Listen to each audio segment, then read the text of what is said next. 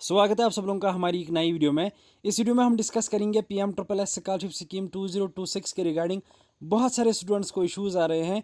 Age limit problem अगर आपको दिखाई जा रही है तो उसमें आपको क्या करना चाहिए। एग्ज़ाम से रिगार्डिंग यहाँ पे एलिजिबिलिटी में आपको इश्यूज़ आ रहे हैं। बहुत सारे स्टूडेंट्स हमें पूछ रहे हैं कि कॉलेज में एडमिशन करने के लिए यहाँ पे नीट एग्ज़ाम के लिए पूछा जा रहा है, सीयूटी एग्ज़ाम के लिए पूछा जा रहा है या जेई एग्ज़ाम के लिए पूछा जा रहा है।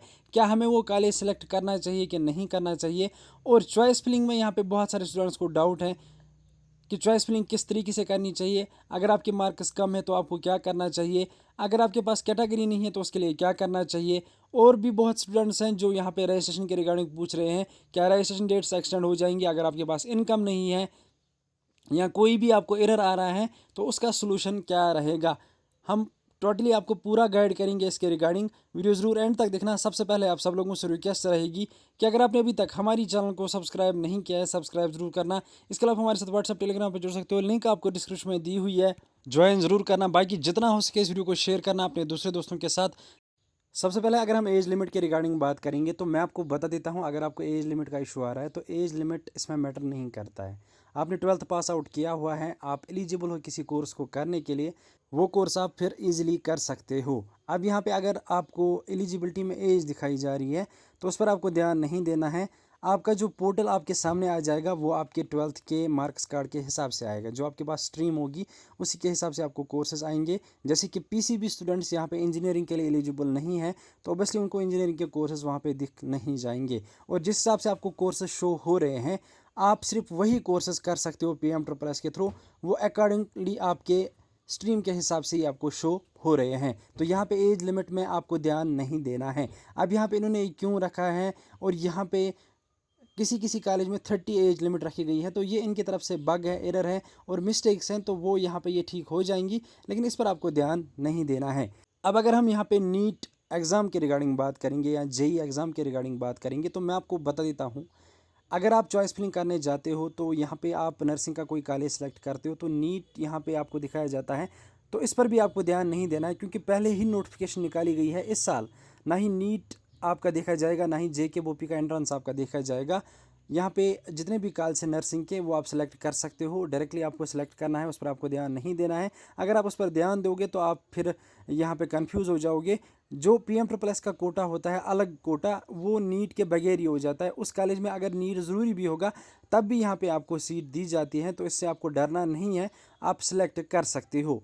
उसके बाद अगर हम यहाँ पे दिल्ली यूनिवर्सिटी एग्ज़ाम की बात करेंगे या सीयूटी एग्ज़ाम की बात करेंगे, CSAS का जो पोर्टल आपको शो हो रहा है तो उसके लिए मैं आपको बता देता हूँ वो मैंडेटरी है, क्योंकि आपको वहाँ से पूछा जा रहा है कि अपलोड यहाँ पे कीजिए। तो यहाँ पे आपको कोई भी चांस नहीं है कि आप डायरेक्टली सेलेक्ट कर सकते हो। वहाँ पे आपको वो PDF अपलोड करनी ही पड़ेगी, तब जाके आप उन कॉलेज के लिए आप चॉइस फिलिंग कर सकते हो। जो कि यहाँ पे आर्ट्स के स्टूडेंट्स हैं या कॉमर्स के स्टूडेंट्स हैं, वो अगर उसमें पार्टिसिपेट करना चाहते हैं तो वो वहाँ पे ज़रूर वो अपलोड करें, तब जाके उन कॉलेज के लिए वो चॉइसेस फिल आप कर सकते हैं। तो इसमें आपका जो डाउट है वो वहीं पे क्लियर हो जाता है। बाकी नीट के रिगार्डिंग मैंने आपको क्लियर कर दिया, एज लिमिट के रिगार्डिंग मैंने आपको क्लियर कर दिया। अब बहुत सारे स्टूडेंट्स पूछ रहे थे कि BDS BMS और BMS किस तरीके से हो जाएगा, तो उसके लिए आपको वेट करना पड़ेगा। आपको हमारे साथ डॉक्यूमेंट शेयर करने पड़ेंगे, 10th 12th मार्क्स कार्ड, इसके अलावा NEET score card, PM triple S application form, उसके लिए अलग से लिंक खुल जाती है, अलग से पोर्टल आ जाता है पीएम ट्रिपल एस पे, वहाँ पे फिर आपको डिटेल्स देनी पड़ती हैं। और नीट काउंसलिंग से पहले वो प्रोसेस नहीं होगी, वो डायरेक्ट बेस पे एडमिशन होती है, तो उससे नीट काउंसलिंग आनी चाहिए, तब जाके आप उस स्कॉलरशिप के लिए अप्लाई कर सकते हो। आप BDS BMS कर सकते हो और उसके लिए जो एलिजिबिलिटी है वो कम से कम आपका नीट क्वालिफाई होना चाहिए। जब वो आएगी वो प्रोसेस मैं आपको तब बता दूंगा। फिलहाल आप हमारे साथ जुड़िए, हमारे साथ व्हाट्सअप कीजिए 7006723296 पे, वहाँ पे आपको डिटेल्स मिल जाएंगी।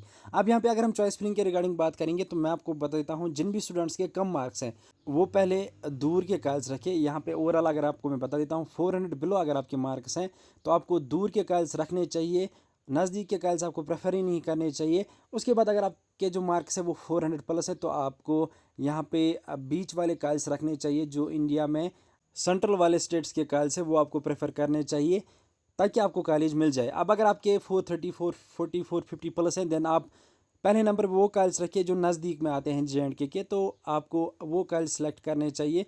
उससे होगा क्या कि उससे आपकी जो ट्रैवलिंग कास्ट है वो बच जाएगी और आपको नज़दीक में कॉलेज मिल जाएगा। और उन कॉलेज का कट ऑफ हमेशा हाई जाता है, तो वही कॉलेज आपको पहले रखने चाहिए। तो इस तरीके से आप चॉइस फिलिंग कीजिए। बाकी यहाँ पे अगर आप चाहे तो आप 2 कोर्सेज 3 कोर्स भी ऐड कर सकते हो, नर्सिंग फार्मेसी वगैरह यहाँ पे आप रख सकते हो। इसके अलावा यहाँ पे BCA भी रख सकते हो अगर आप PCB से हो, यहाँ पे PCBM वाले सारे रख सकते हैं। इसके अलावा यहाँ पे अगर PCM अगर आप हो तो आप उसमें इंजीनियरिंग में भी बहुत सारे फील्ड्स में देख सकते हो, BCA भी ऐड कर सकते हो। इसके अलावा अगर आप 2 दोस्त हो या 3 दोस्त हो, आप चाहते हो हमें एक ही कॉलेज आए, तो उसके लिए आपको करना क्या होगा, आपको किसी ऐसे स्टेट का कॉलेज देखना पड़ेगा जो बहुत दूर हो, जहाँ कोई पसंद ना करता हो जाना, उसको पहले नंबर पे रखना है तीनों को। तब जाके पॉसिबिलिटी बन जाती है कि आपको वो कॉलेज मिल जाए। अगर आपके मार्क्स इधर उधर भी हैं तब आप शायद उसके लिए जा सको और उसमें आपको एक ही कॉलेज मिल जाए।